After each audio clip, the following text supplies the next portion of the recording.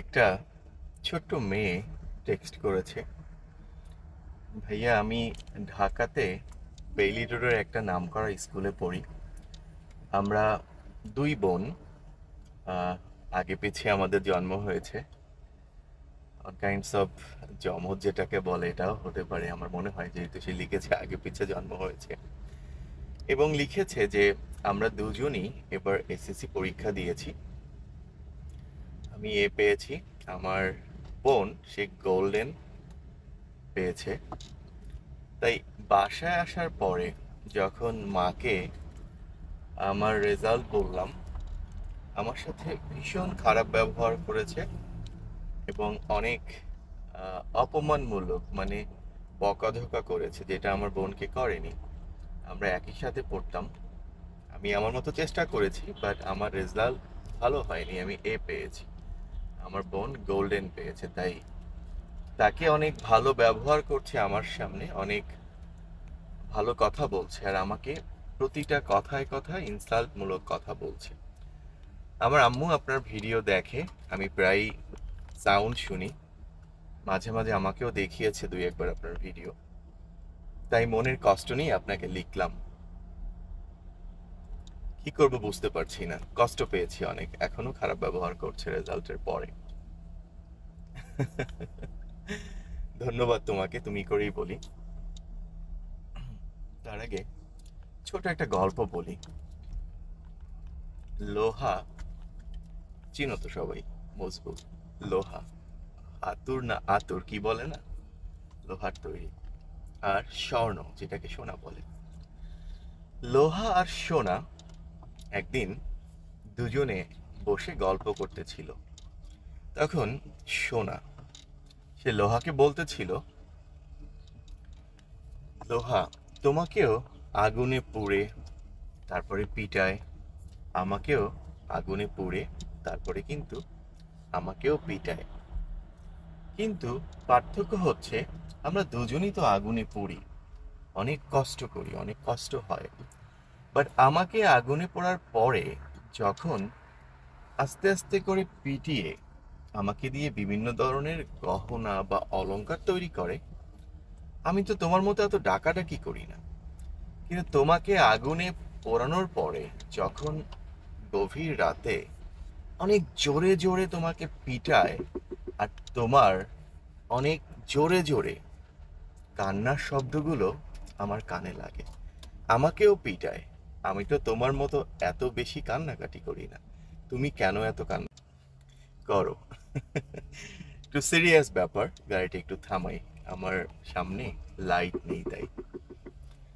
লোহা বলল, তোমাকে যেটা দিয়ে আঘাত করে, আস্তে আস্তে করে অলংকার তৈরি করে, তার সাথে কিন্তু তোমার কোনো সম্পর্ক নেই, সেটা লোহার, আর তুমি হচ্ছ সোনা। আমাকে গভীর রাতে আগুনে পোড়ানোর পরে যেটা দিয়ে অনেক জোরে জোরে আঘাত করে, সে জিনিসটাও কিন্তু লোহার, তার মানে সেটা আমার দিয়েই তৈরি, আমার মতোই লোহার তৈরি। তাই আপন মানুষ যদি মানুষকে আঘাত করে, কষ্ট তো হবেই। লোহা দিয়ে লোহাকে পিটালে শব্দ তো হবেই। যত বেশি আপন মানুষদের কষ্ট দিবে, তত বেশি কিন্তু শব্দ হবে। কিছু মানুষ শব্দ করবে, কিছু মানুষ সহ্য করবে। তাই আমার খুব ভালো লেগেছে লোহার কথাটা। সোনাও কিন্তু লোহা দিয়েই পিটায়, কিন্তু শব্দ করে না, কারণ সোনা জানেও না কে তাকে পিটাচ্ছে। লোহা জানে লোহা দিয়েই লোহাকে আঘাত করা হচ্ছে, তাই সে জোরে জোরে শব্দ করছে। কথাটা এ কারণে বলা, আপনি যদি ভিডিওটা দেখে থাকেন, যে মেয়েটা আমাকে লিখেছে তার মা, আপনাকে বলবো ছেলে মেয়েদের পড়াশোনা নিয়ে কখনো ফোর্স করবেন না, জোরাজুরি করবেন না। আপনার দুইটা মেয়েই হয়তো একই টিচারের কাছে পড়েছে, একইভাবে পড়েছে, দুইটা মেয়েরই হয়তো রেজাল্ট ভালো করার কথা ছিল।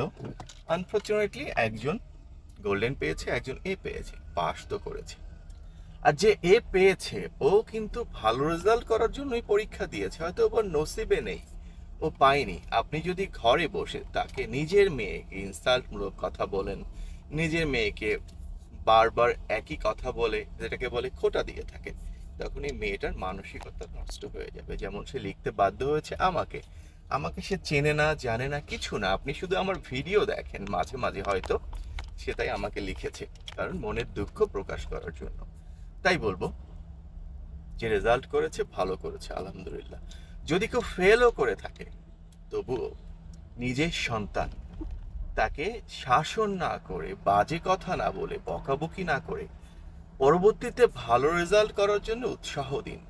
তার কোথায় কোথায় ল্যাকিং আছে, কোথায় কোথায় তার অসুবিধা হয়েছিল, সেগুলোকে নিজে খুঁজে বের করে টিচার চেঞ্জ করে দেন, পড়ার জন্য ভিন্ন একটা ব্যবস্থা করে দেন, অথবা তার কি প্রয়োজন সেই রেজাল্ট ভালো করার জন্য সেদিকে নজর দেন।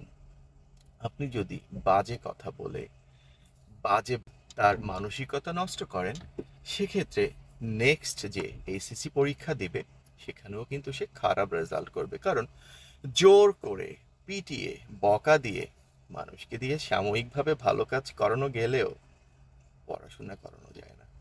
দেখবেন আপনি জোর করে, বকাবকি করে আপনার সন্তানকে টেবিলে বসাবেন, সে কিন্তু বইয়ের দিকে ঠিকই তাকিয়ে আছে, কিন্তু চিন্তা করছে আপনার বকাবকি অথবা অন্য জিনিসগুলো, তখন তার আর পড়া হয় না। তাই রেজাল্ট ভালো করেছে আলহামদুলিল্লাহ, বেশি কিছু বলবো না, যেহেতু সন্তান আপনার ফেল করেনি, ভালো করেছে আলহামদুলিল্লাহ, এটা নিয়েই হ্যাপি থাকুন।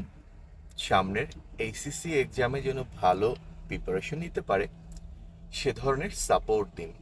আবার বলছি, বাচ্চাদের জোর করিয়ে পড়াশোনা করানো সম্ভব নয়। বাচ্চাদের আপনি বুঝিয়ে, তার পছন্দের জিনিসগুলো করে, গল্প করে, বিভিন্ন জিনিস বুঝিয়ে, যেমন যে মেয়েটা বা ছেলেটা এসএসসি দিবে তাকে বোঝাতে হবে তোমার ফ্যামিলিতে এডুকেটেড খুব কম মানুষ আছে। দেখো, তুমি হয়তো এই ফ্যামিলি থেকে প্রথম ডাক্তার হবে, তুমি হয়তো এই ফ্যামিলিতে প্রথম ইঞ্জিনিয়ার হবে, আমাদের মুখটা অনেক উজ্জ্বল হয়ে যাবে, তোমাকে নিয়ে গর্ব করতে পারবো, তুমি একটা ভালো ইউনিভার্সিটিতে ভর্তি হতে পারবে, ভালো কলেজে ভর্তি হতে পারবে, মানুষ তোমাকে ভালো বলবে, পড়াশোনার বিকল্প কিছু নেই, এ ধরনের গল্প করে তাদেরকে বোঝান। যেটা হয়ে গেছে সেটা তো হয়েই গেছে। যাই হোক, আমি বলে দিয়েছি তোমার আম্মুকে, যদি তোমার আম্মু ভিডিওটা দেখে আর বকাবকি করবে না। ভালো থেকো সবাই।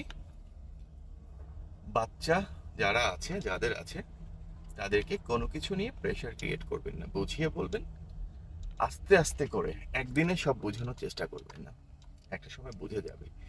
আপনার মেয়েটা খারাপ রেজাল্ট করেছে না, ভালো রেজাল্ট করেছে, এ পেয়েছে যেহেতু, হয়তোবা সামনে আরো ভালো করবে, ভালো করার জন্য তাকে উৎসাহ দিন। ওই লোহার মতো, লোহা দিয়ে পিটিয়ে তার মনের মধ্যে কষ্ট যেটাকে বলে, প্লিজ এটা তৈরি করাবেন না।